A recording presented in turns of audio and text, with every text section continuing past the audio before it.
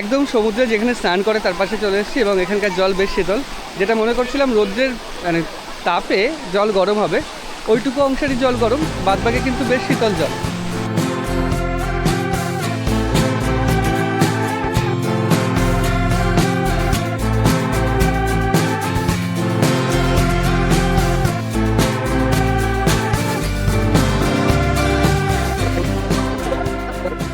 নমস্কার, বকখালি সমুদ্র সৈকত থেকে সবাইকে স্বাগত জানাচ্ছি।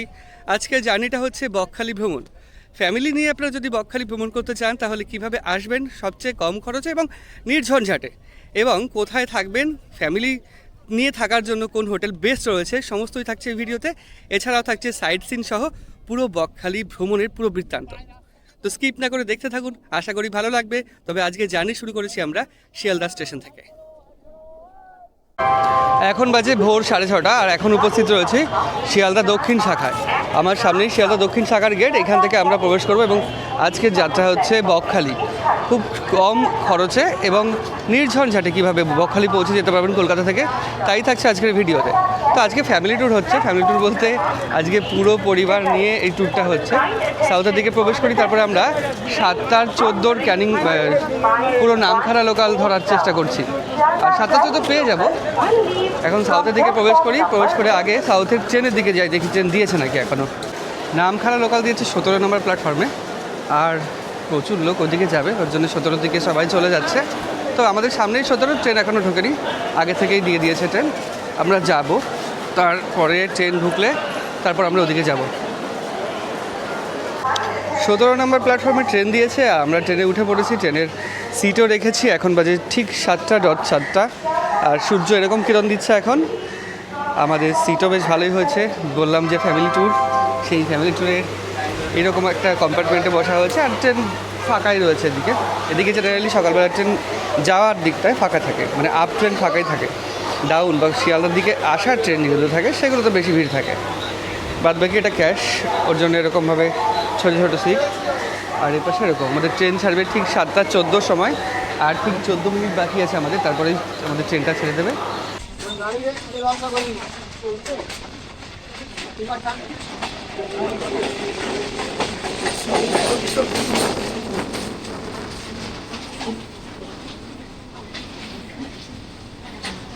আমরা এসে পৌঁছেছি এখন লক্ষ্মীকান্তপুর। লক্ষ্মীকান্তপুরে ট্রেনটা দাঁড়াবে।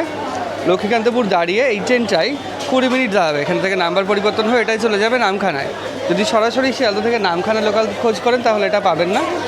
মোটামুটি সারাদিনে দুবার রয়েছে, 1:20 দুপুরবেলা, রাত 9:20 সরাসরি লেখা রয়েছে। আর ভয়েস মাই ট্রেনে যদি সার্চ করেন তাও পাবেন না। তো এই ট্রেনটা এই ব্যাপার, যেই ট্রেনগুলো এখানে আসে তার কিছু কিছু ট্রেন এখানে দাঁড়ায় 20 মিনিট দাঁড়িয়ে এখান থেকে নাম্বার চেঞ্জ করে ওটা চলে যায় নামখানায়। আর কিছু কিছু ট্রেন আছে এটা এই পর্যন্তই আসে। আর এইখানে আমাদের সিট, ভিতরে সবাই বসে রয়েছে, আর এই যে বসে রয়েছে।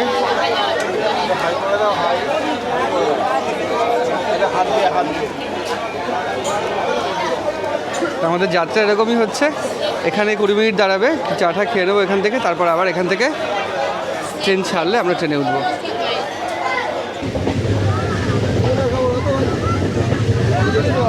এখন ঢুকছে কাকদ্বীপ স্টেশন।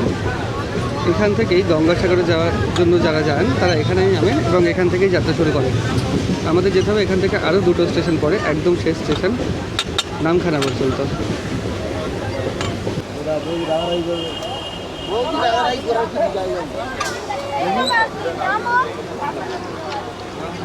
প্রো ম্যাক্স লেভেলের লোক এই পাশ দিয়ে নেমে যাচ্ছেন। প্ল্যাটফর্ম পড়েছে ওইদিকে, কিন্তু এই পাশ থেকে অনেক লোক নেমে যাচ্ছেন কারণ এখানে প্রচুর ভিড়। আর এখান থেকে নেমে নিচে গেলেই ওখান থেকে গঙ্গাসাগর যাওয়ার টোটো পাওয়া যায়। এখানেই ট্রেন অনেকটা খালি হয়ে গেল।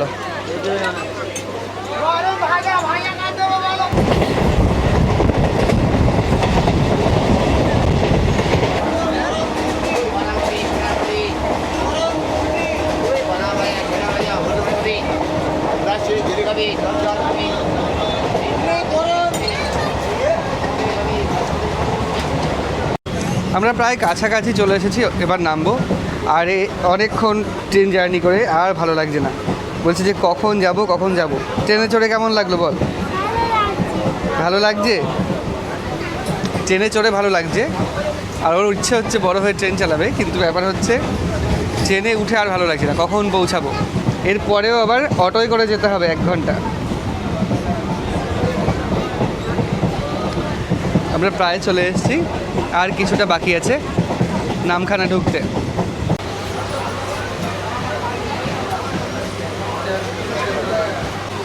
অবশেষে আমরা এসে পৌঁছালাম নামখানায়। অনেকটা নিচু রয়েছে, এখানে আসতে সময় লাগলো, শিয়ালদা থেকে আসতে সময় লাগলো এই পর্যন্ত প্রায় 3 ঘন্টা। আর যদি থরলি চলে আসে 2.5 ঘন্টা সময় লাগে, 2 ঘন্টা 40 মিনিট মতো সময় লাগে। কিন্তু দাঁড়িয়েছিল লক্ষ্মীকান্তপুরে দাঁড়িয়েছিল প্রায় 20-25 মিনিট। একটা ট্রেন এদিক থেকে যায়, তারপর লক্ষ্মীকান্তপুর থেকে এই ট্রেনটা ছাড়ে, এর জন্য আমাদের সময় একটু বেশি লাগলো। তো আমরা এইখান থেকে সোজা বেরোবো, বেরিয়ে আমরা একবারে বকখালি যাওয়ার জন্য অটো ধরবো।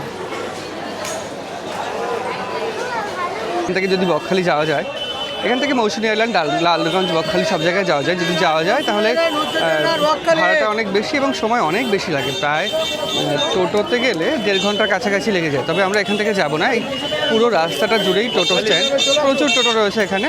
তবে আমরা এখান থেকে যাব না, আমরা সোজা আরেকটু যাব, গিয়ে 2 মিনিট মতো হাঁটা পথ, গিয়ে মেন রোডে থেকে আমরা অটো বা বাস সবই যায়, যে কোনো একটাতে করে যাব। তবে অটোতে করে যাওয়ার ইচ্ছে রয়েছে। মেন রোডে আসলাম, ওইখান থেকে মোটামুটি 2 মিনিট হাঁটা পথে মেন রোডে আসার পর এইখানে এরকম ইলেকট্রিক অটোগুলো রয়েছে, এগুলোতে করে বকখালি চলে যাওয়া যাবে। এখানে ওঠ কত করে ভাড়া? কত? 40 টাকা করে। কতজন হলে যাবে? 8 জন হলে যাবে। ওঠো ভেতরে যাও, আমি সামনে বসবো, দিয়ে দেবো।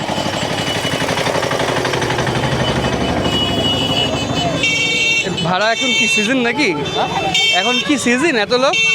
না, সিজন বলতে কি এরকম টাইম, আচ্ছা, অক্টোবর, নভেম্বর, ডিসেম্বর, এই 3 মাসই। হ্যাঁ, এই সময় হচ্ছে সিজনটা থাকে। মানে এখন বকখালি সিজন ভালো না মৌসুমী? না, বকখালি ভালো। বকখালি না। আমরা এখন যাচ্ছি হাতানিয়া দোয়ানিয়া নদীর উপর দিয়ে। আমি যদি ওপরে এটা উঠিয়ে দেখাই, সেই দৃশ্যটা এরকম হবে। এপাশে যে জাহাজগুলো রয়েছে সবই কি মানে বাংলাদেশের জাহাজ কিছু আছে এদিকে? সব বাংলাদেশের? এখানে এগুলো ইন্ডিয়ান জাহাজ না, এগুলো স্টিমার বলে, জাহাজ। আচ্ছা, স্টিমারগুলো সব বাংলাদেশের? হ্যাঁ, এখান থেকে জিনিসপত্র নিতে এসেছে? নিতে এসে ওরাও দিচ্ছে এখানে। আচ্ছা, হাতানিয়া দোয়ানিয়া নদীর পাশে এইরকমই হয়। আর এই নদীটা হচ্ছে হাতে কাটা নদী, ওই জন্য হাতানিয়া দোয়ানিয়া। আর পরে যখন এই নদীর গভীর মানে জলের প্রেশার বেড়েছে, তখন এটা এরকম অত্যন্ত চওড়া হয়ে গেছে। তার আগে এটা সরু নদী ছিল এবং হাতে কাটা নদী, ওই জন্য নাম হাতানিয়া দোয়ানিয়া। ব্রিজটা বেশ ভালো।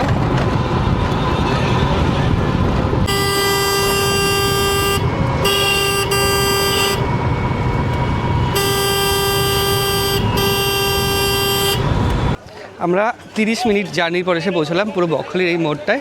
আমরা এখানে নেমেছি তার কারণ প্রথমে আমাদের ঘর নিতে হবে। এটা বাস স্ট্যান্ড বকখালি থেকে বিভিন্ন জায়গায় যাওয়ার বাস এখান থেকে ছাড়ে, যেমন নামখানা, কাকদ্বীপ, সব জায়গার। আর ডান দিকে এখান থেকে 400 মিটার গেলে বকখালি। আমরা আসলাম 28 কিলোমিটার জার্নি করে। আমরা হোটেল নেব, আর হোটেল এইদিকে বেশ কিছু হোটেল রয়েছে, ওইদিকে এখন আমরা যাব। আমরা অনেক হোটেল দেখেছি, মোটামুটি এখানে 3 থেকে 400 টাকা থেকে হোটেল শুরু। এবার যদি 2 জন ছেলে থাকেন, এবার যদি ফ্যামিলি নিয়ে থাকতে চান, তাহলে একটা সিকিউর হোটেল দরকার। তার জন্য আমরা এটা এসেছি, শিখা হোটেল, বাঙালি এসি রেস্টুরেন্ট। এখানে রেস্টুরেন্টও রয়েছে। আমরা এখানে পুরো এন্ট্রি করে নিয়েছি এবং আমাদের রুমটা দেখাচ্ছি আপনাদের। শিখা হোটেল, তাই তো? এখানে রুমের রেন্ট কত থেকে শুরু হচ্ছে? আসার উপরে নির্ভর করে, তবুও মিনিমাম 400 টাকা থেকে নন এসি স্টার্ট, 850-900 টাকা পর্যন্ত। এবং ফ্যামিলি নিয়ে আসলে সেফটি সিকিউরিটি টোটাল হোটেলটার চারপাশে সিসি ফুটেজ দিয়ে করা। আচ্ছা, রাতে নাইট সিকিউরিটি থাকে। ঠিক আছে, এবার আমাদের ঘরটা দেখাই। তো আমাদের ঘর 306। যেহেতু আমরা বড় ফ্যামিলি নিয়ে এসেছি, ফ্যামিলি সঙ্গে সবাই রয়েছে, ওর জন্য আমাদের ঘরটাও বড় নেওয়া হয়েছে। এটা কি হ্যান্ড ওয়াশ? Room spray. আচ্ছা, এই হোটেলের সঙ্গে কিন্তু খাবারের ব্যবস্থাটাও রয়েছে, মানে লজিংয়ের সাথে ফুডিংটাও রয়েছে এখানে লাগোয়া, ওর জন্য এক্সট্রা চার্জ দিতে হবে। আমাদের রুম হচ্ছে 306। পুরো চালু আছে রুম, এসি চালু আছে, এসি রিমোট এখানে রয়েছে। আর এরকম দুটো বড় বড় বেড রয়েছে, এখানে 4 জন হামেশাই শোয়া যাবে বাচ্চা দিয়ে। আর আমি যদি এপাশটা দেখাই, এপাশে একটা খুব সুন্দর দৃশ্য, এপাশে একটা পুকুর রয়েছে, আর পুকুরের ওপরে ওখানে পানকৌড়ি না বক যাই হোক বসে রয়েছে। তো এখানেও বেশ ভালো দৃশ্য, এপাশ দিয়ে গেলে দুটো পুকুর, মাঝখানে একটা রাস্তা। আর এসির আউটডোর ইউনিটটা এখানে বসানো, আউটডোর ইউনিট হিতাচি, আর ইনডোর ইউনিটটা এখানে এলজি। এই হচ্ছে ব্যাপার। আর এখানে পায়খানা বাথরুমটা হচ্ছে এরকম ইটালিয়ান, এইরকম রুম নেওয়া হয়েছে। রুমটা বেশ ভালোই, এই হচ্ছে ব্যাপার। আর রুম বয় এই যে। ঠিক আছে, আমরা একটু ফ্রেশ হয়ে আমরা যাব সমুদ্রের সৈকতের দিকে। তো আমরা এখন হোটেল থেকে যাচ্ছি বিচের দিকে। এখান থেকে মোটামুটি 500-600 মিটার দূরত্ব। তো বিশাল রোদ বাইরে, এই রকম প্রখর রোদ। আর ছেলেপেলে রয়েছে, ওর জন্যে আমরা হেঁটে গেলাম না। যদি আমরা ব্যাচেলার থাকতাম বা সবাই অ্যাডাল্ট থাকতো তাহলে হেঁটে যাওয়া যেত। 10 টাকা করে ভাড়া এখান থেকে বিচ পর্যন্ত, মোটামুটি 500-600 মিটার দূরত্ব হবে। ওখান থেকে 1 কিলোমিটার দূরে হাঁটতে হবে জল পেতে গেলে, সেটা আলাদা ব্যাপার, সেটা হাঁটতেই হবে, সেটা এনজয়। তো আমাদের এই হচ্ছে ব্যাপার, এখন বিচের দিকে যাচ্ছি। আমরা চলে এসেছি এখন পুরো বকখালি সি বিচের সামনে। তো যেখান থেকে নামিয়েছে জল পেতে গেলে এখনও প্রায় 1 কিলোমিটার হাঁটতে হবে, যেটা বলছে। বকখালি সি বিচের এই হচ্ছে সমস্যা। দীঘা সি বিচে যেমন সরাসরি সমুদ্র ঢেউ একদম পার থেকেই দেখা যায়, এখানে সেটা নয়। এখানে অনেকটা সাদা বালির বিচ, তারপরে সমুদ্রের জল। আর ঘন্টুবাবু কেমন লাগছে? রাজস্বী বাবু, সমুদ্র দেখে কেমন লাগছে বলো? ভালো লাগছে। আর এখানে প্রচণ্ড রোদ, রোদের মানে প্রখর কিরণ এখানে। আমরা যাই আগে সামনে, ওখানে দেখি কী কী খাবার রয়েছে আজকে। আমরা সমুদ্রে স্নান করতে যাওয়ার আগে ডাব খাচ্ছি। এখানে ডাবের দাম বেশ কমই রয়েছে, 50 টাকা পিসের ডাব নেওয়া হচ্ছে। জল কতটা রয়েছে সেটাই হচ্ছে ব্যাপার। 250 ডাবে 500 জল। তারপরে আর কি কত কেজি? 1.5 কিলো সাঁসফি। নাও দাও, ডাবে জল খাওয়া ভালো। এই তো ঠান্ডা ঠান্ডা কুল কুল।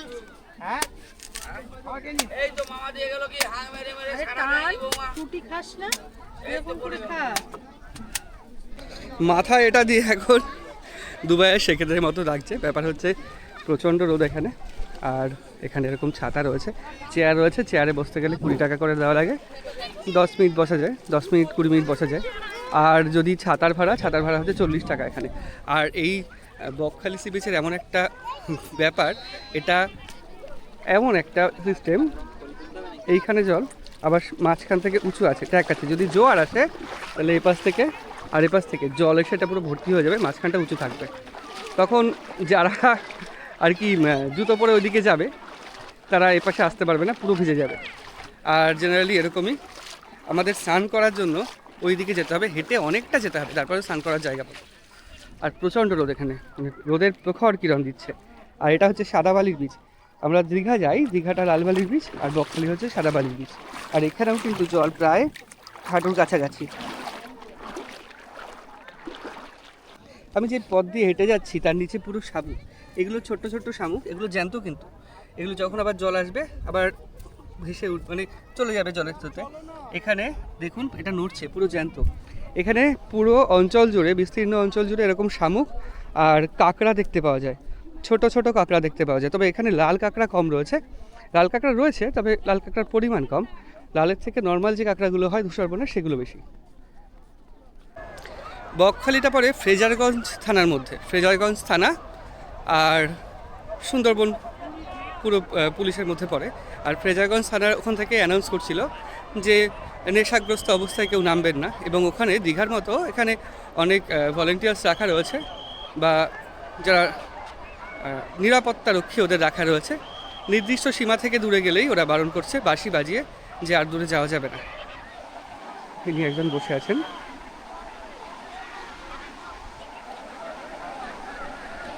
উনি এখন রেস্ট নিচ্ছেন, আবার কেউ এসে বসলে আবার উনি যাবেন ডিউটিতে। এটাই হচ্ছে ব্যাপার। আর এখানে চলে এসছি, এখানে ঢেউ কিন্তু সমতল ঢেউ, দীঘার মতো উত্তাল ঢেউ এখানে নেই।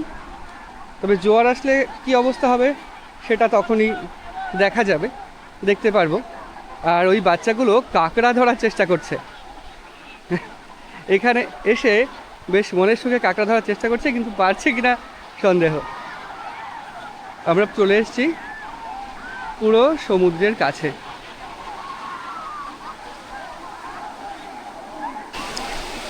একদম সমুদ্রে যেখানে স্নান করে তার পাশে চলে এসেছি, এবং এখানকার জল বেশ শীতল। যেটা মনে করছিলাম রৌদ্রের মানে তাপে জল গরম হবে, ওইটুকু অংশেরই জল গরম, বাদবাকি কিন্তু বেশ শীতল জল। আর এখান থেকে বেশ মজা করে বাচ্চাটাকে ধরে নিয়ে আসছে। কি হয়েছে? ওকে নিয়ে বেশ মজা চলছে এখানে। তবে বকখালির চাহিদা কিন্তু বেড়েছে, তার একটাই কারণ যে দীঘায় স্নান করার সুযোগ কমছে তাই।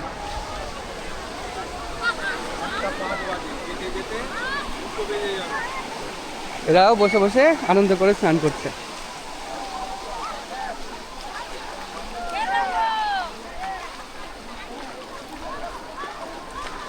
বেশ আনন্দ মজা হচ্ছে বাচ্চাদের।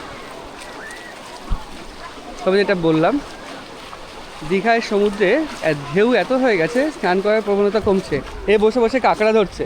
কাঁকড়া ধরতে পেরেছো একটাও? হয়েছে একটাও কাঁকড়া? ও কাঁকড়া ধরতে পারেনি এখনো। ও বসে বসে কাঁকড়া ধরছে। আর এখানে বেশ ভালো অনেকে স্নান করছে। ওইদিকে রয়েছে অনেকে, অনেক দূরেও গেছে অনেকে। তবে এখানকার বালি কিন্তু পায়ের নিচের বালি দীঘার মতো নয়। দীঘার বালি যেমন পায়ের নিচ থেকে সরে সরে যায়, এখানে কিন্তু তেমন সরছে না। এখানে সাদা গুঁড়ো বালি, তবে কাদার পরিমাণও রয়েছে বালির মধ্যে। এটা হয়তো মাছ ধরার জাল। তবে শামুক ফামুক খুব কম এখানে। আমরা এখন সমুদ্রে স্নান করতে নামবো। ক্যামেরা নিয়ে তো স্নান করতে নামা যাবে না, ক্যামেরা এক জায়গায় রেখে নামতে হবে। তো এখানে সবাই স্নান করছে, এই হচ্ছে স্নানের দৃশ্য মোটামুটি। এখানে এর হচ্ছে বিশাল মজা। রাজর্ষি বাবুর খুব মজা হচ্ছে এখানে এসে, ও বেশ মজা করছে। কেমন মজা হচ্ছে? কতক্ষণ স্নান করবি? অনেকক্ষণ। ও বসে বসে এদিক থেকে ঢেউ আসছে আর ও বেশ মজা করছে। তো মজা করুক, ওর সঙ্গে থাকতে হবে। আবার একটু পরে বাদবাকি কথা হচ্ছে, বাদবাকি দৃশ্য দেখাচ্ছি।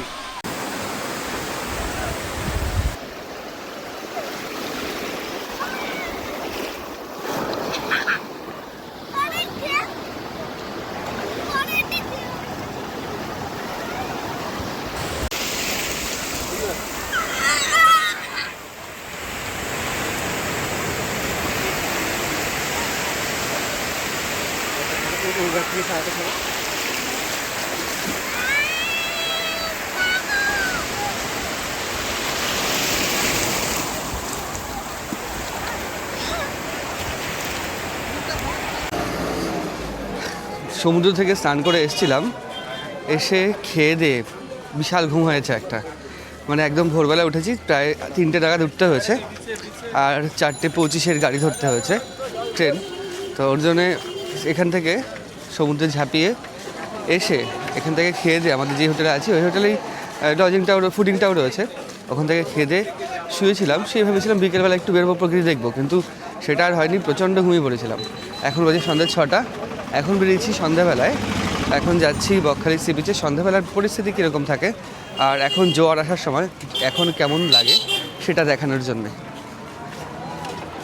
তবে দীঘার মতো বিশাল ভিড় কিন্তু এখানে নেই, রাস্তাঘাটেও দীঘার মতো বিশাল ভিড় নেই, জেনারেলি থাকেও না। সন্ধেবেলা বকখালির সমুদ্র সৈকতের সামনে অনেক দোকান বসেছে, যেগুলো দিনের বেলা বন্ধ ছিল। সমস্ত দোকান এখন ওপেন হয়ে গেছে, এবং রকমারি দোকান, ভুট্টা, ফুচকা, গ্রিলের জিনিস, মাছ ভাজা, সমস্ত কিছুর দোকান এখানে রয়েছে। বেশ সুন্দর কিন্তু। এদিকে একটা ভুট্টা দোকান রয়েছে, ওদিকে তাই, এদিকে পাপড়ি চাট, বেশ দোকান, অনেক দোকান রয়েছে। আর অনেক মানুষও কিন্তু এখানে এসে নিরিবিলি একটা ছুটি কাটাচ্ছে।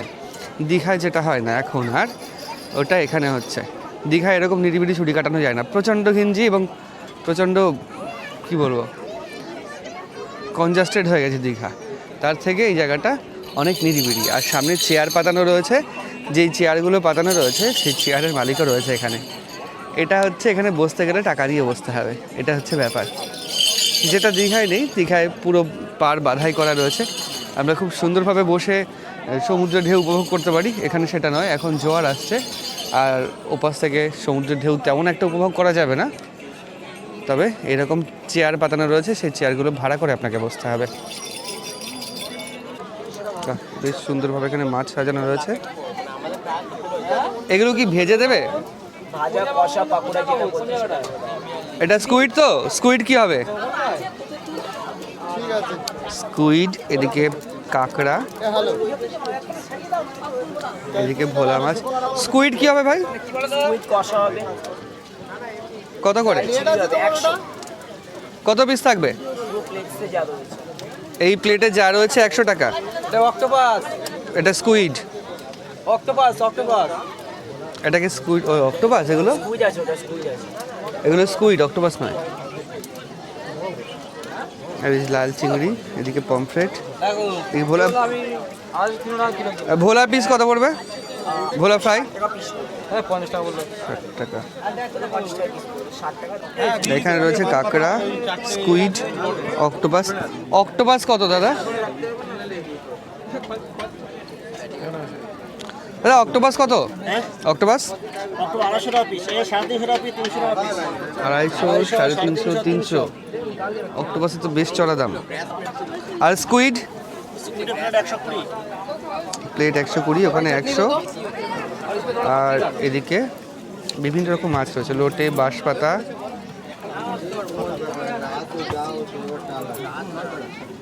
ওদিকে ভেটকি রয়েছে। 70 টাকা পিস। তো একই রকম প্রচুর রয়েছে। এটা হচ্ছে অক্টোপাস। অক্টোপাস কত? অক্টোপাস 300 আছে, 400 আছে। এটা কত? 400 টাকা। নেবো নেবো। হ্যাঁ নেবো। 400 এই টাকা। দাদা, এ কোনো মাথা মানে ইয়ে হয়ে যায়নি, ফেলে দেবো। বুঝতে পারলেন? লাল হয়ে যায়নি। ঠিক আছে? সেটা বুঝতে পারছি।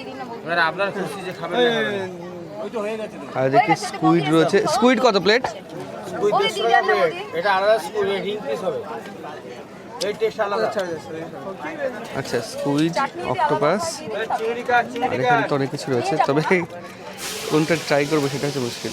ভালো আছে? স্কুইড কাটা হচ্ছে, এই কাকিমা স্কুইড কাটছে, বটি দিয়ে মনে হচ্ছে ডাটা ছাড়াচ্ছে এমন করে। বেশ পরিষ্কারভাবে ছাড়ানো হচ্ছে, ইঙ্ক প্যাড আর মাথাগুলো বাদ দিয়ে। আর স্কুইডগুলো এরকম অবস্থা এসছে। কোন সাইকেলে ঠিক পয়সা? তো আমাদের এটা হবে চিলি স্কুইড, তাই তো? চিলি স্কুইড হবে তো? কতটুকু হয়েছে দেখি।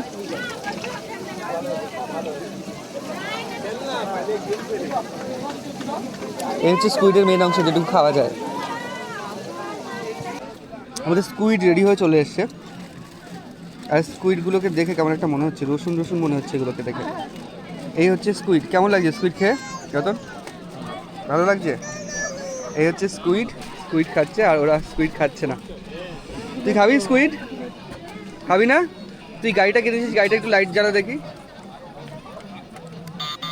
ও হচ্ছে এতেই খুশি। আর এটা হচ্ছে আমাদের স্কুইড। বকখালি সি বিচে এখন বাচ্চারা ফুটবল খেলছে রাতের বেলা। প্লাস্টিকের বল দিয়ে ফুটবল খেলা হচ্ছে। এদিকে এত বড় গোল পোস্ট করা হয়েছে, ওদিকেও তাই, জুতো দিয়ে। আর এখানে বেশ মজা করে খেলছে। তার এই পাশে বাচ্চাদের চড়ার জিনিসপত্র রয়েছে। গোল হয়ে গেছে? কত কত হলো? কত কত গোল হলো? 1-0। এটা ফুটবল ভেবে লাথি মারিস না, তাহলে পাওয়া যাবে। বেশ ভালো খেলা হচ্ছে ওদের। এরকম বেশ জমজমাট সমুদ্র সৈকত। এখন বাজে প্রায় 8টা। এতক্ষণ বকখালি সমুদ্র সৈকত ঘুরলাম, বেশ মনোরম লাগলো। আর এগুলো এখানে এখন প্রচলিত হয়ে গেছে। দীঘাতে আগে ছিল 50 টাকা করে একটা পাক, এখন এখানে প্রচলিত হয়ে আছে। বেশ ভালো লাগলো। দীঘার মতো অত মানে ক্রাউড নেই, অত ভিড় নেই, নিরিবিলি একটা জায়গা। তবে তাও যে বেশ জমজমাট লাগলো। অনেকে এখন এটাকে প্রেফার করছেন দীঘার পরিবর্তে, কারণ দীঘাতে যেভাবে স্নান করা যাচ্ছে না, আর হোটেলের দাম এত বেশি হয়ে গেছে, তার পরিবর্তে এখানে প্রেফার করছেন অনেকে। আমরা ঘুরলাম সন্ধ্যাবেলা, এবার আমরা হোটেলের দিকে যাচ্ছি। গিয়ে ফ্রেশ হয়ে রাত্রিবেলা খাবার খেয়ে ঘুমাতে হবে। কালকে সকালবেলা উঠে আবার ঘুরবো আমরা, মানে 2 নাইট স্টে করছি এখানে। 1 নাইট স্টে করলেই হয়ে যায়, 1 নাইট স্টে করলে সমস্ত কিছু ঘোরা হয়ে যায়। যদি আমরা সকালবেলা সাইড সিনটা করে নিই তাহলে পরে বেরিয়ে যাওয়া যায়, কিন্তু আমরা সানসেটটা দেখবো কার্গিল সি বিচে, ওর জন্য আমরা ওয়েট করে থাকছি কালকের দিনও। বকখালি ঘুরতে এসে জেনারেলি একদিন থাকলেই হয়ে যায়, 1 রাত স্টে করলেই হয়ে যায়, কিন্তু ফ্যামিলির অনেক দিন অনেক জায়গায় যাওয়া হয়নি, ওই জন্য 2 রাত স্টে হচ্ছে।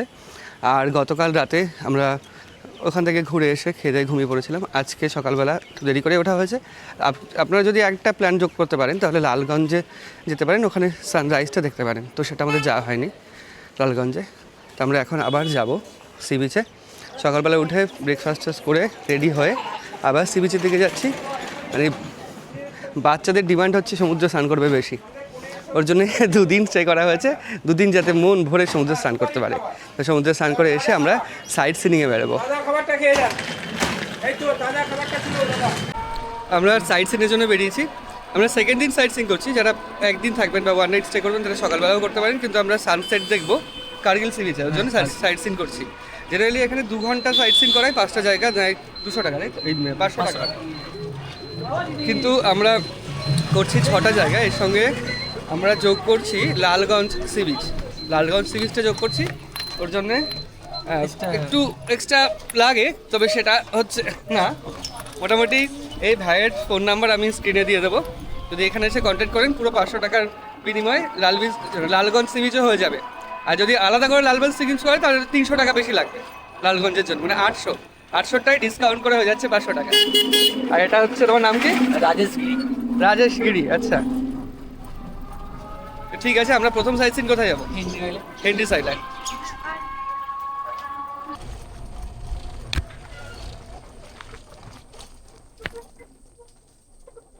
আচ্ছা আমরা চলে এসেছি হেনরি আইল্যান্ডের একদম গেটে। এখানে টিকিট কাউন্টার, টিকিট কেটে যেতে হবে। টিকিট কত করে দাদা? গাড়ি 10 আর পায়ে 10, মোট 50। আচ্ছা, এখান থেকে টিকিট কেটে আমরা সোজা গিয়ে বাঁ দিকে যাব। আমরা হেনরিস আইল্যান্ডে যাচ্ছি, আর এখানে আমরা একটা জিনিস দেখতে পেয়েছি, সেটা হচ্ছে সুন্দরী গাছ। সুন্দরী গাছ দেখার জন্য হেনরিস আইল্যান্ডের থাকার ব্যবস্থা রয়েছে, এরকম কটেজ করা রয়েছে, খুব সুন্দর কটেজ, এরকম একতলা দোতলা ট্রি হাউসের মতো কটেজ করা রয়েছে। তবে এখানে একটা গাছ দেখতে পেয়েছি, এটা হচ্ছে সুন্দরী গাছ। সুন্দরী গাছের পাতাগুলো দেখুন। সুন্দরবন আসেন অনেকে, সুন্দরী গাছ দেখা পান না, তো সুন্দরবনের নামই হয়েছে এই সুন্দরী গাছের জন্য, যার গুড়িটা এরকম সরু লম্বা এবং এর পাতাগুলো এইরকম অনেকটা তেজপাতার মতো। এটা হচ্ছে সুন্দরী গাছ, দেখা পেলাম শুধুমাত্র এই হেনরিস আইল্যান্ডে এসে। আরেকটা কথা বলে রাখি, এখানে কোনো গাছেরই পাতা ছেঁড়া যাবে না, পাতা ছিঁড়লে জরিমানা রয়েছে। আর এরকম খুব সুন্দর সাজানো গোছানো, যারা অনলাইন বুকিং করে আসবেন হেনরিস আইল্যান্ডে থাকতে পারবেন। আর এরকম সুন্দর জায়গা, আমরা টোটো দাঁড় করালাম শুধুমাত্র সুন্দরী গাছটা দেখার জন্য। আর টিকিট কাউন্টার থেকেও প্রায় 2-2.5 কিলোমিটার যেতে হবে টোটো করে, তারপর আমরা অ্যাকচুয়াল স্পটে পৌঁছাতে পারবো। আমরা যেখানে এসেছি পুরো হেনরিস আইল্যান্ডের আগে এইখানে টোটো নামিয়ে দেবে, আর এরকম পথ ধরে আপনাকে যেতে হবে। আমরা যে হাঁটছি পথ দিয়ে, পুরো রাস্তাটা উঁচু এবং 2 দিকে কত নিচু। এখন জল নেই, যদি এখানে জোয়ার আসে তাহলে এই জল এখানে চলে আসবে। আর পুরো এই এলাকাটা অনেকটা বড়। আমি ওকে জিজ্ঞেস করলাম কত জমি, বলছে 30 বিঘা। আসলে ও জানে না 30 বিঘা না, কারণ একটা ভেড়ি প্রায় 5-6 বিঘা জুড়ে, আর এখানে 162টা ভেড়ি রয়েছে। এটা সরকারি প্রজেক্টের মধ্যেই রয়েছে, আর পুরো নেট দিয়ে ঘেরা, একটাই মাত্র গেট, আর গেটের মধ্যে গরু ছাড়া রয়েছে 1000 পিস। 1000 পিস গরু ছাড়া রয়েছে, যাতে ওই ঘাস টাসগুলো খেয়ে একটু পরিষ্কার রাখে তার জন্য। এই হচ্ছে গিয়ে ওর কাছ থেকে শুনলাম, এই হচ্ছে যুক্তি। আর এরকম সুন্দর পথ, দারুণ লাগছে। চারিদিকে পুরো লবণাম্ব উদ্ভিদ বা ম্যানগ্রোভ, মাঝখান থেকে দারুণ সুন্দর পথ। হেনরিস আইল্যান্ডের আরেকটা সুন্দর দৃশ্য একটু আগে গিয়ে পাবো, সেটা হচ্ছে কাঠের ব্রিজ। একটাই ছোট ব্রিজ রয়েছে, পুরো কাঠ দ্বারা নির্মিত। আর এইখান থেকে লবণাম্ব উদ্ভিদের ভেতর থেকে দেখা যাচ্ছে এগুলো, দারুণ সুন্দর। আর একটু আগে একটা দৃশ্য রয়েছে, সেটা আরও সুন্দর। 2 দিক থেকে গাছ, মাঝখান থেকে পথ। আমরা ওই পাশে সমুদ্রের যে ঢেউ, সেই ঢেউয়ের শব্দ শুনতে পাচ্ছি। এখান থেকে শুনতে পাচ্ছি সমুদ্রের ঢেউয়ের শব্দ। আরেকবার স্নান করবি এখানে? হ্যাঁ, হেবি মজা নাকি? হ্যাঁ, ওর হচ্ছে শুধু মজা স্নান নিয়ে। আর আমরা রয়েছি পাশে, যাস না, পাশে গেলে এরকম পড়ে যাবি কিন্তু। আর এখানে দেখ বাঘ আসে, বাঘের পায়ের ছাপ দেখেছিস? ওই দেখ কাঁকড়া দেখেছিস, একটা কাঁকড়া যাচ্ছে, ওই দেখ। লাল কাঁকড়া কোথায়? ওটা ধূসর রঙের কাঁকড়া। আর এই জলের মধ্যে প্রচুর মাছ রয়েছে, ডাকর মাছ রয়েছে, যেগুলো কানে হেঁটে বেড়ায় উপর দিয়ে। আর এরকম শ্বাসমূল বেরিয়ে রয়েছে, দারুণ সুন্দর পথ। এই সেই কাঠের ব্রিজ, এর উপরে দাঁড়িয়ে ফটোশ্যুট চলছে। এখান থেকে এক এক করে ঢুকতে হবে। আর এখানে লেখাই আছে সতর্কীকরণ, কাঠের পোল একে একে পার করুন। আর সামনে এই রকম কাঠের ব্রিজ রয়েছে। আর এইটুকু অংশ কাঠের ব্রিজ দিয়েছে, তার একটাই কারণ, এইটুকু অংশে নিচ দিয়ে জল এপার ওপার হচ্ছে। মানে যেই ছোট্ট খাড়ি চলে গেছে, খাড়ির জল রয়েছে নিচে, ওর জন্য এখানে কাঠের ব্রিজ রয়েছে। 19 শতকে ইংল্যান্ডের হেনরি সাহেব এখানে থাকতেন, ওর জন্যই ওনার নাম অনুসারে এই জায়গাটার নাম হয়েছে হেনরিজ আইল্যান্ড। এটা পুরো একটা আইল্যান্ড। সামনে যে আমরা ছোট্ট খাড়ি পার করে আসলাম, সেই খাড়ি পার করে এইটা, এখানে টেন্ট নিয়ে থাকা যায়। আবার সুন্দরী প্রজেক্টের আন্ডারে অনেক ঘর করা হচ্ছে, অনলাইনে বুক করলে এখানে থাকতে পারেন। তবে এখান থেকে বাজার, মেন বাজার অনেক দূরে। নিরিবিলি যারা পছন্দ করেন তারা এখানে থাকতে পারেন, তবে এই অংশগুলোয় প্রচণ্ড নোংরা হয়ে গেছে। আর এখানে দারুণ সুন্দর পথ, দুই দিকে গাছ, গাছপালা, এরকম দুই রাস্তার উপর দিয়ে পুরো ছাউনি দিয়ে দিয়েছে, মাঝখানে এরকম পথ।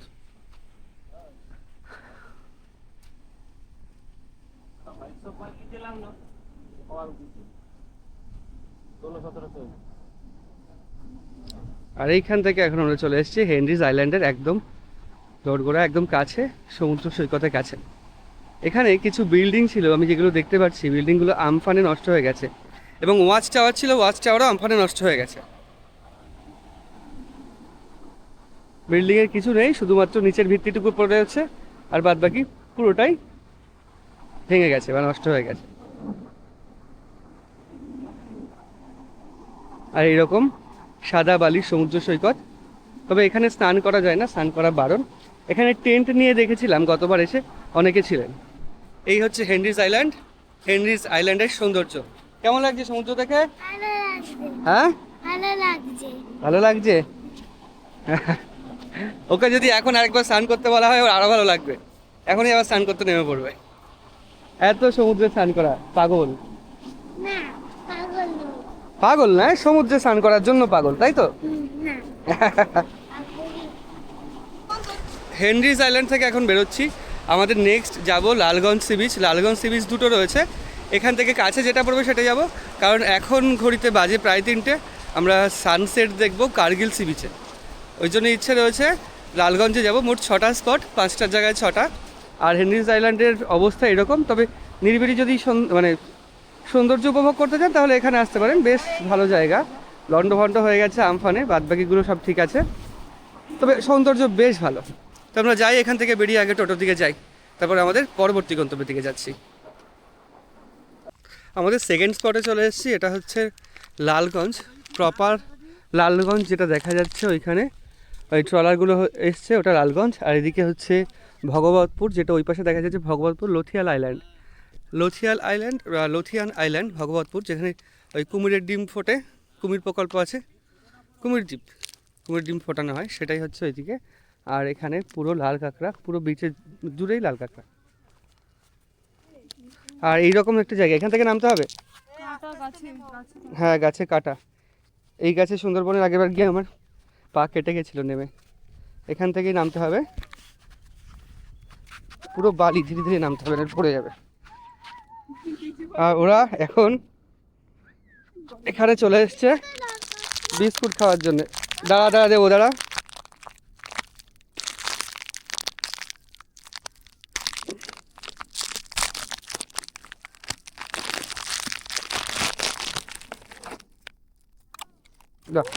বেশ প্রশিক্ষণপ্রাপ্ত। এই বীজটা পুরো লাল কাঁকড়ার বীজ, প্রচুর লাল কাঁকড়া রয়েছে। তালসারিতে যেমন লাল কাঁকড়া দেখা যায়, তেমন এই বীজটায় প্রচুর লাল কাঁকড়া। তবে কাছে যেতেই ওরা পুরোপুরি গর্তে ঢুকে পড়ছে।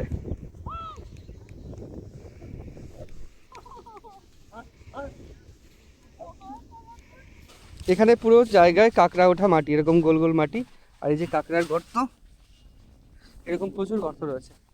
কাছে যাচ্ছি আর পুরো গর্তে ঢুকে যাচ্ছে ওরা, মানে দ্বিতীয় তালসারি বলা যায়, তালসারির মতো একটা জায়গা। আচ্ছা, আমি ভাবছি যে এটা ভেতরে ঢুকছি না কেন, তার একটাই কারণ, এ একদম পুরো গত হয়ে গেছে। এই হচ্ছে লাল কাঁকড়া, এটা গত হয়ে গেছে, ওর জন্য এটা ভেতরে ঢুকছে না। ও, আমার মনে হয় উপর থেকে এসে কোনো পাখিতে টোকর দিয়ে খেয়ে নিয়েছে।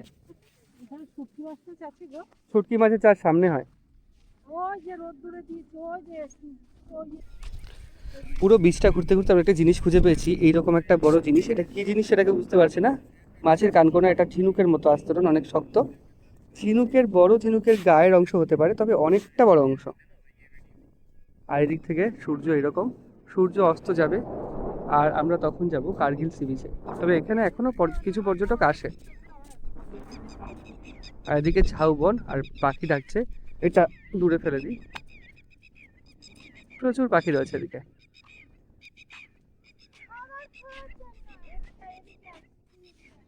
আর এইরকম সুন্দর সমুদ্র সৈকত হচ্ছে লালগঞ্জ। এখানে স্নান করা যায় না, প্রচুর কাঁকড়া রয়েছে। আর লালগঞ্জ নাম হয়েছে কেন জানি না, হয়তো লাল কাঁকড়ার জন্যই হতে পারে। এরকম সুন্দর সৌন্দর্য। আমরা বেনফিশ মৎস্য বন্দরে যাচ্ছি, তার যেতে যেতে একটা সুন্দর দৃশ্য চোখে পড়লো, পদ্ম ফুলের বাগান। দেখুন কি সুন্দর পদ্ম ফুল, এত সুন্দর পদ্ম ফুল। মানে এগুলো হচ্ছে গোলাপি রঙের পদ্ম ফুল, তবে ওখানে লেখা রয়েছে যে হাত দেবেন না, হাত দিলে 500 টাকা জরিমানা। আমি হাত দিচ্ছি না, দূর থেকে দেখানোর চেষ্টা করছি আপনাদের।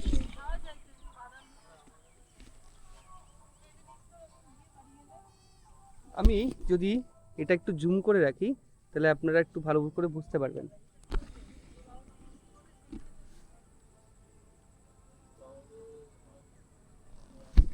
গোলাপি রঙের পদ্ম ফুল, এই দুটো ফুটে রয়েছে পুরোপুরি, এই দুটো তোলেনি। আর মাঝখানে অনেক ফুটে রয়েছে, সেগুলো অনেক দূরে। আর পুরো এই ঝিলটাই হচ্ছে পদ্ম ফুলের ঝিল, এটাও তাই। এবং এর সামনে লেখা রয়েছে পদ্ম ফুলের গাছে হাত দেবেন না, গাছে হাত দিলে 500 টাকা জরিমানা। তো আমাদের টোটো দাঁড় করিয়ে এই ফুল গাছ দেখানোর জন্যই গেলাম। আর এবার আমরা যাচ্ছি বেনফিশ হারবার বা বেনফিশ মৎস্য বন্দর। বেনফিশ মৎস্য বন্দর যাওয়ার টিকিট আছে এখানে, টিকিট ঘর, টোল রুমের কাছে টিকিট ঘর।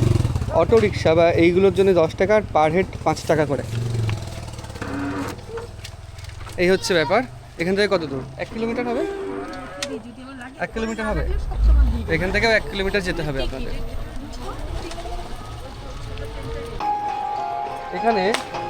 এখান থেকেই মাছ কিনে নিয়ে যাচ্ছে প্রচুর মানুষ। এখানে সামনে দোকান রয়েছে, মাছের দোকান রয়েছে, জালের এবং আরও অনেক কিছু। এখান থেকেই মাছ নিয়ে যাচ্ছে। তবে আমরা গিয়ে দেখবো কি এটা কি মাছ, ট্যাংরা। ট্যাংরা। আর এখানে প্রচুর গাড়ি রয়েছে, মাছের গাড়ি। আর এখানে যে ট্রলার রয়েছে, ট্রলারগুলো মাছ ধরতে যায় এবং অনেকদিন পর পর ফেরে। 8 দিন, 10 দিন, 15 দিন এরকম পর পর ফেরে। জম্মুদ্বীপ যায়, এখান থেকে জম্মুদ্বীপ যায়। তবে জম্মুদ্বীপ এখন আর নামায় না, আগে নামাতো জম্মুদ্বীপে গিয়ে নামিয়ে তারপরে ওই 1/2 ঘন্টা থেকে চলে আসতো। এখন আর জম্মুদ্বীপ দাঁড়ায় না, এখন পাশ থেকে ঘুরে চলে আসে। আর আমাদের এই পর্যন্তই টোটো যাবে, এরপরে হেঁটে যেতে হবে। চলে আস। দেখুন কত বড় একটা গাড়ি আসছে জাল বোঝাই করে। আর এইখানে সুন্দরবন ভ্রমণ করুন লেখা আছে। Fraserganj fishing harbour tourist mini launch operator union. এখানে জম্মুদ্বীপ যাওয়া যায়, জম্মু নয় Jambudwip. Sightseeing mini launch, প্রতিজন 150 টাকা করে ভাড়া। আর মাঝারি লঞ্চ কমপক্ষে 25 জন হবে, বড় লঞ্চে 35 জন। তবে এই 25 জন না হলে তো ছাড়বে না, এটাই হচ্ছে মুশকিল। আর এটাই হচ্ছে বেনফিশ মৎস্য বন্দর। দুই দিকে রয়েছে লবণাম্ব উদ্ভিদ আর শ্বাসমূলও দেখা যাচ্ছে উদ্ভিদগুলো। আর যদি আমরা সামনে যাই, সামনে বড় বড় নৌকা রয়েছে, বড় বড় নৌকা বা ট্রলার যেগুলোকে বলে, যেগুলো করে মাছ ধরতে যায়। আর এখান থেকেই হচ্ছে মেন জায়গা, এখান থেকেই সুন্দরবনের ভেতরে মাছ ধরতে চলে যায় এবং ফেরে ওই 10 দিন 12 দিন এরকম পর। কত বড় বড় নৌকা পরপর দাঁড়িয়ে রয়েছে, লাইন দিয়ে নৌকা দাঁড়িয়ে রয়েছে। ডাকর মাছ দেখুন কেমন কান দিয়ে লাফিয়ে লাফিয়ে চলে যাচ্ছে ডাকর মাছ। দূরে যখন থাকে মাটিতে দেখানো যায় না, এটা কাছে দেখতে পাচ্ছি। আর এগুলো কোনো একটা প্রাণী, কিছু একটা নাম আছে, এবং এর গা বিশাল ধারালো হয়, কাটলে সহজে রক্ত বন্ধ হতে যায় না, ঠিকও হয় না। এরকম নোনা জলে এগুলো বেশি দেখা যায়। আর এই পাশে কাঁকড়ার অবস্থাই, ছোট কাঁকড়া। লোটে মাছ, আর এটা হচ্ছে খয়রা বা ফ্যাসা। এটাও লোটে, লোটে বেশি এসছে। এটাও লোটে, এটাও লোটে, লোটে। ফিরলো নাকি এখন? এটা এটা এখন ফিরলো। দেখো মাছ নিয়ে যাচ্ছে এরকম করে, বিশাল ভারী। বলো বাবা। হ্যাঁ, এগুলোকে বলে ট্রলার, এগুলোকে বলে ট্রলার। এরা মাছ ধরতে যায়। কি করতে যায়? এই দেখ, এখানে সব জায়গায় লোটে মাছ, আর এখানে মাছ ছাড়াচ্ছে। দেখি এখন ফিরলো, এখন ফিরলো। এই চলে গেল তো।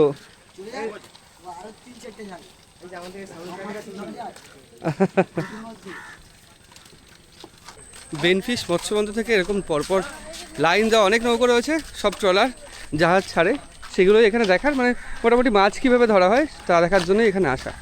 আর কোনো কিছু এখানে দেখার নেই। এখান থেকে বেরোবো, বেরিয়ে এবার কার্গিল সি বিচে যাবো, সেখানে গিয়ে আমরা সানসেটটা দেখবো। আমরা চলে এসেছি কার্গিল সি বিচে। এই সি বিচটা বিখ্যাত হচ্ছে সানসেট দেখার জন্য। আর এখন সানসেট হয়নি, প্রচুর পর্যটক এখানে এসে এখানে বসে সানসেট দেখবে। তবে এইরকম দৃশ্য এখনও সানসেট হয়নি, হবে মোটামুটি আর 10-15 মিনিটের মধ্যে হয়ে যাবে। আর এখানে বোল্ডার দেওয়া রয়েছে, আর ওইদিকে রয়েছে শুকনো মাছ। ওইদিকে যে জায়গাটা রয়েছে সব জায়গায় শুকনো মাছ, মানে মাছ শুকাতে দেওয়া রয়েছে, শুকনো মাছ প্রসেসিং হচ্ছে ওখানে।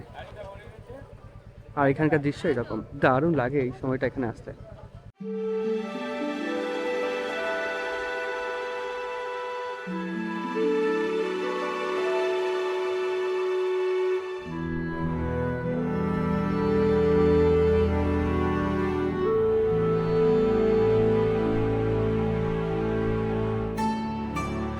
কার্গিল সি বিচে সানসেটটা দেখে বেরোচ্ছি, দারুণ সুন্দর দৃশ্য এবং বেশ ভালো লাগলো এখান থেকে। তো অনেকে দেরি করে এসেছে, সানসেট মিস করে ফেলেছে, ওর জন্য মুশকিল হয়ে গেছে। তবে আমরা সানসেটটা দেখতে পেরেছি। এরপরে আমরা যাব ফ্রেজারগঞ্জে। ফ্রেজার সাহেবের বাংলো ওখানে রয়েছে এবং উইন্ড মিল ওখানে রয়েছে। আমরা চলে এসেছি ফ্রেজারগঞ্জে, ফ্রেজার সাহেবের বাংলো। ফ্রেজারগঞ্জ নামই রাখা হয়েছে ফ্রেজার সাহেবের জন্য। তবে নতুন একটা বাঁধ সামনে নির্মাণ করা হয়েছে, যেটা আগে ছিল না। আর এপাশে রয়েছে গঙ্গা দেবীর মন্দির, আর এখানে বেশ ভালো জমজমাট সন্ধ্যাবেলায়। গঙ্গা দেবীর মন্দির, আর এদিকে রয়েছে বড় বাঁধ, বাঁধের উপরেই রয়েছে ওপাশে, এইটা পুরো ভেঙে গেছে, আমফানে এরকম ক্ষতিগ্রস্ত হয়েছে। এই পাশেও জল রয়েছে, তবে বাঁধ দিয়েছে জন্য একটু রক্ষা, হলে আরও ক্ষতিগ্রস্ত বেশি হতো। তবে এখানে আগেও এসেছিলাম, এখানে কিন্তু চোরাবালি ছিল, চোরাবালি দেখা যেত এখানে, যেটা আগের ভিডিওতে দেখিয়েছিলাম। তো এখন সন্ধ্যাবেলায় দেখি কীরকম দৃশ্য লাগে। বাঁধে ওঠার রাস্তা এরকম,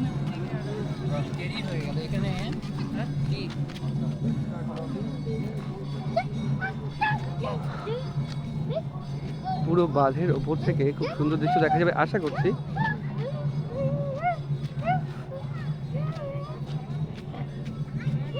এখানেও সন্ধ্যাবেলা বসার জন্য বেশ ভালো জায়গা।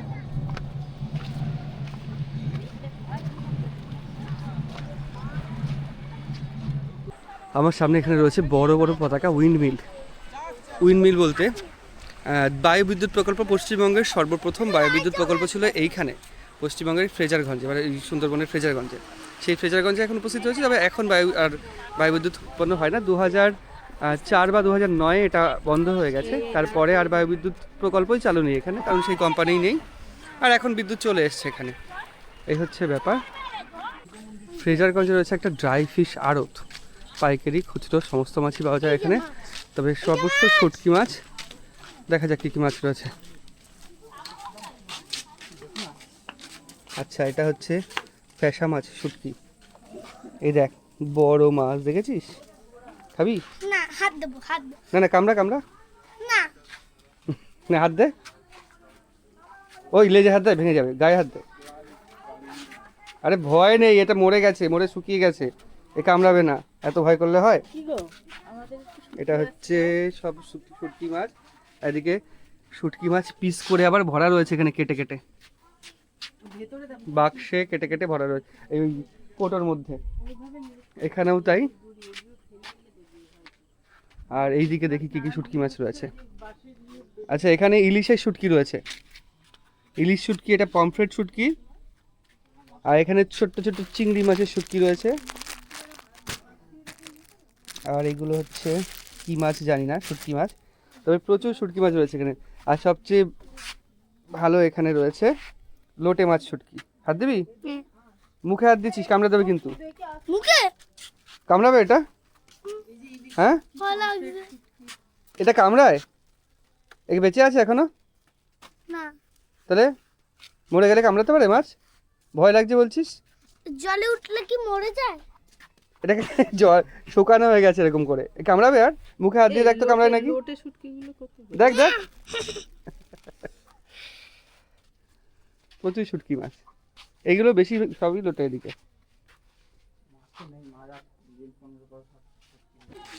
শুটকি মাছের গন্ধ আছে কিন্তু ইলিশ মাছের কোনো গন্ধ নেই। না, ইলিশ মাছ ইলিশ মাছের কোনো গন্ধ নেই। আর তো পিস কত বললে? 150 টাকা। তাহলে এই পিসটা দেয় যাবে? ভালো হবে ওটা, দেখি কেমন করতে হচ্ছে। পারলে ভালো হবে, রান্না না করতে পারলে তখন গরম জল দিয়ে ধুয়ে নিতে হ্যাঁ, উষ্ণ গরম জল দিয়ে ধুয়ে নেবেন। আচ্ছা, এটা প্যাকেট করে দাও, আমরা বাড়ি যাবো কালকে। একটা ইলিশের শুটকি নেওয়া হচ্ছে, পমফ্রেট নেবো না। এই একটা না 30 টাকা এই আমি ভর্তা এটা দেখে নেবেন, ঠিক আছে? হুম? ইউটিউব ভালো করে দেখে নেবেন। আচ্ছা, ইউটিউব দেখে রান্না করতে হবে প্রথমবার শুটকি মাছ খাও। আর এগুলো 30 টাকা, তাই তো? এর থেকে ভালো হচ্ছে এইগুলো না, একটু বড় বড় দড়িগুলো কেন? ও এমনি ভর্তা মানে কি করবে লবণ ইলিশ। হ্যাঁ, করতে জানতাম না কিভাবে করে, তাহলে কি করে জানলে? শিখেছি। মানে বাঙালিদের কাছ থেকে? বাঙাল ওরাই তো মেন লোক শুটকি। আচ্ছা, এখান থেকে দুটো শুটকি নেওয়া হয়েছে, একটা হচ্ছে এই ইলিশ মাছ আর একটা আমুদি মাছ। দুটো নিয়ে দেখা যাক কেমন। শুটকি মাছ জীবনে খাইনি, বিশাল গন্ধ থাকে। এবার একবার ট্রাই করার ইচ্ছে রয়েছে, দেখা যাক কেমন। আর এখান থেকে এখন বেরোচ্ছি আমরা। নেক্সট আমরা কোথায় যাব? ইকো পার্কে যাবো আমরা। আমরা এখন চলে এসেছি ইকো পার্কের সামনে, বকখালি ইকো পার্ক। তো ইকো পার্কের 6টায় বন্ধ হয়ে যায়, এখন বাজে 5:45, তাও বন্ধ হয়ে গেছে। জেনারেলি 6টা স্পট বলে 6টা স্পট কমপ্লিট করা যায় না, তার একটাই কারণ হচ্ছে যখন সানসেট আপনি দেখবেন কার্গিল সি বিচে, তখন অনেকটা সময় চলে যাবে, তারপরে এদিকে বন্ধই হয়ে যায়। আর এদিকে আসতে গেলে ওইদিকে হয় না, লালগঞ্জ হবে না, এটা হচ্ছে ব্যাপার। তবে ইকো পার্ক এখন বন্ধ রয়েছে, যদি খোলা থাকে তাও ভেতরে বিশেষ কিছু নেই। ওর ভেতরে সামান্য কিছু বসার জায়গা রয়েছে, বাচ্চাদের খেলাধুলার কিছু জায়গা রয়েছে। এই হচ্ছে ইকো পার্ক, আর এই হচ্ছে সাইট সিন। এবার আমরা সোজা যাব আমাদের পুরোপুরি বকখালি সি বিচে। তো আমরা ঘুরে আবার চলে এসেছি সমুদ্র সৈকতে, বকখালি সি বিচে। কালকে ট্রাই করা হয়েছিল স্কুইড, আজকে ইচ্ছা আছে অক্টোপাস ট্রাই করার। তো এরকমই ঘুরবো এখন এখান থেকে ঘুরে ঘরে যাব, ঘরে গিয়ে খেয়ে দিয়ে ঘুমাবো। আর কালকে সকালবেলা ছেলেপেলের দাবি হচ্ছে কালকে আবার সমুদ্রে স্নান করবে। 10টা সাড়ে 10টায় হোটেল ছাড়তে হয়, তবে তার আগে 7টা 8টা যদি আসা যায় তাহলে ওখানে একবার সমুদ্রে স্নান করবে, স্নান করে তারপরে আমরা ছেড়ে আবার বেরিয়ে যাব। মানে এই ট্যুরটা কালকে শেষ করব। তো এখন যাচ্ছি পুরো সি বিচের দিকে। আমাদের বকখালি ট্যুর শেষ হচ্ছে, আরও কিছু বলবে বলো? আমাদের বকখালি থেকে আমরা এখন বাড়ি যাচ্ছি। চ্যানেলটা সাবস্ক্রাইব করো আর লাইক করো। বকখালি ট্যুর এখানেই শেষ হচ্ছে। যদি ভিডিও ভালো থাকে বা তথ্যপূর্ণ লেগে থাকে তাহলে অবশ্যই ভিডিওটা লাইক এবং শেয়ার করবেন। আর চ্যানেল কি করবে? চ্যানেল সাবস্ক্রাইব করবে। টাটা টাটা করে দাও। টাটা। আবার অন্য ভিডিওতে রেডি থাকবে।